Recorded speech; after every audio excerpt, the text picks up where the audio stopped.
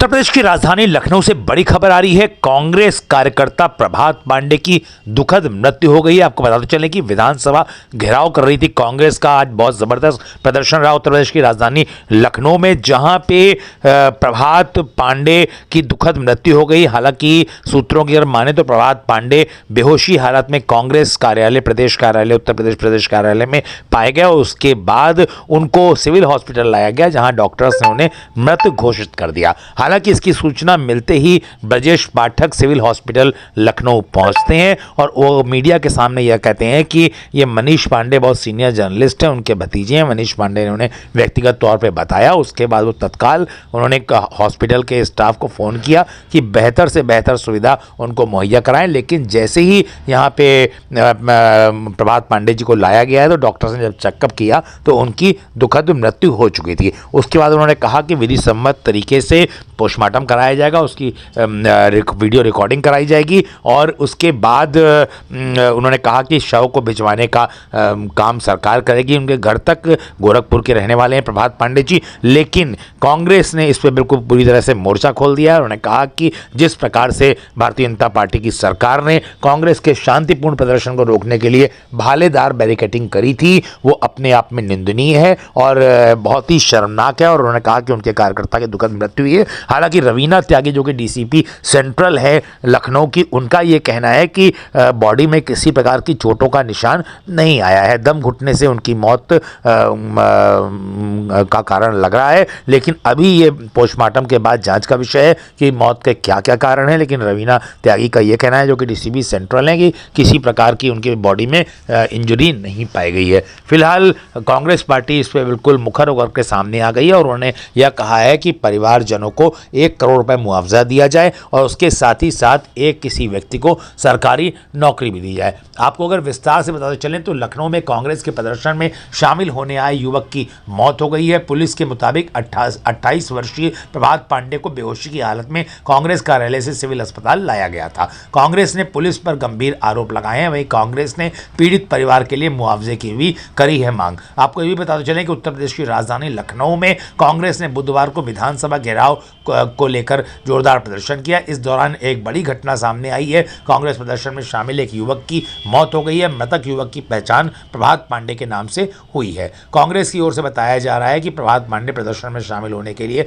गोरखपुर से आए थे। प्रदर्शन के दौरान चोट लगने से उनकी दुखद मृत्यु हुई है। इस मामले में कांग्रेस ने योगी सरकार से 1 करोड़ की आर्थिक सहायता और परिवार के एक सदस्य को सरकारी नौकरी देने की मांग भी करी है। उक्त घटना की जानकारी मिलते ही उप मुख्यमंत्री ब्रजेश पाठक समेत कई कांग्रेसी नेता भी सिविल अस्पताल पहुंच गए। कांग्रेस ने आरोप लगाया कि पुलिस की धक्का मुक्की और बल प्रयोग से कांग्रेस कार्यकर्ता की मौत हुई है। दूसरी तरफ उप मुख्यमंत्री ब्रजेश पाठक ने कहा है कि वो कांग्रेस पार्टी कार्यालय के कमरे में गिरे पाए गए हैं। सिविल अस्पताल के निदेशक को उनके इलाज के लिए अच्छे से अच्छा प्रबंध करने के लिए कहा गया था।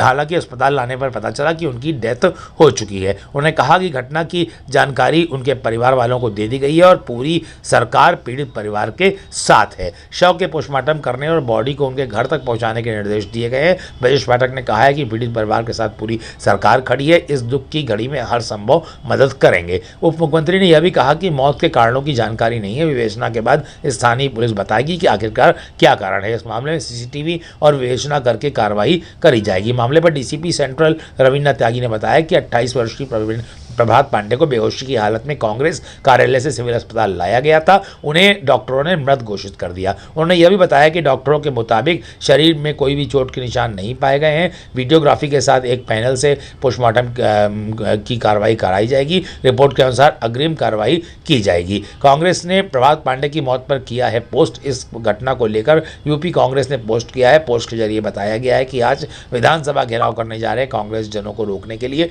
पुलिस द्वारा किए जा रहे धक्का मुक्की व बल प्रयोग से गोरखपुर निवासी युवा कांग्रेस कार्यकर्ता प्रभात पांडे की मौत हो गई। इस घटना से पूरा कांग्रेस परिवार आहत और आक्रोशित है। ये कहना था कांग्रेस के अजय राय जी का, जो कि प्रदेश अध्यक्ष हैं। योगी सरकार की हत्यारी पुलिस ने कल रात से प्रदेश कांग्रेस मुख्यालय के चारों ओर नुकीले बैरिकेड से किलेबंदी कर रखी थी और आज उनकी बर्बरता ने हमारे एक कार्यकर्ता की जान ले ली।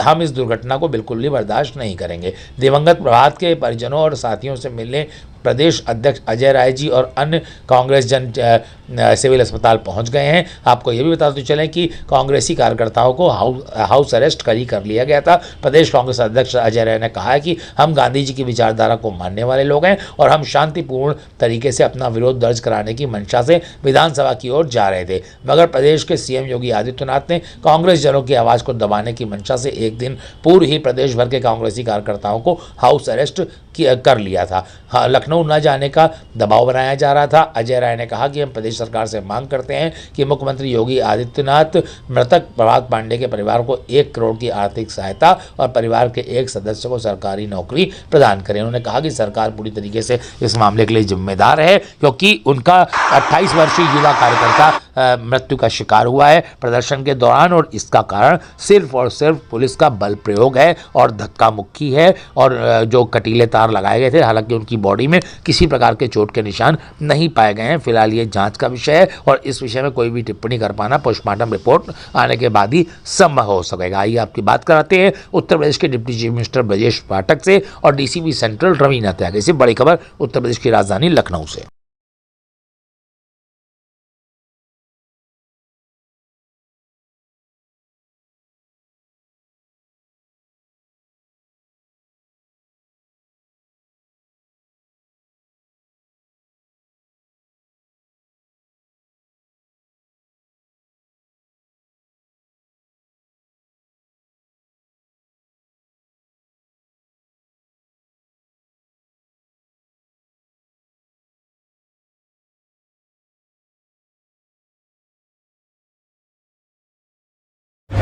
आज दिनांक 18 दिसंबर 2024 को समय लगभग शाम 5 बजे एक व्यक्ति प्रभात पांडे पुत्र दीपक पांडे उम्र लगभग 28 वर्ष जो कि गोरखपुर के निवासी हैं, उनको कांग्रेस कार्यालय परिसर से बेहोशी की हालत में सिविल हॉस्पिटल थाना हजरतगंज क्षेत्र में लाया गया, जिनको डॉक्टर्स द्वारा ब्रॉड डेड डिक्लेयर किया गया है। प्रथम दृष्टया डॉक्टर्स के अनुसार कोई भी जाहिरा चोट उनके शरीर पर नहीं पाई गई है। इसके अतिरिक्त वीडियोग्राफी के साथ एक पैनल के माध्यम से उनकी पोस्टमार्टम की कार्रवाई करवाई जाएगी और तदनुसार अग्रिम विधिक कार्रवाई पुलिस द्वारा अमल में लाई जाएगी। वो कांग्रेस पार्टी के कार्यालय में कमरे में गिरे पाए गए हैं।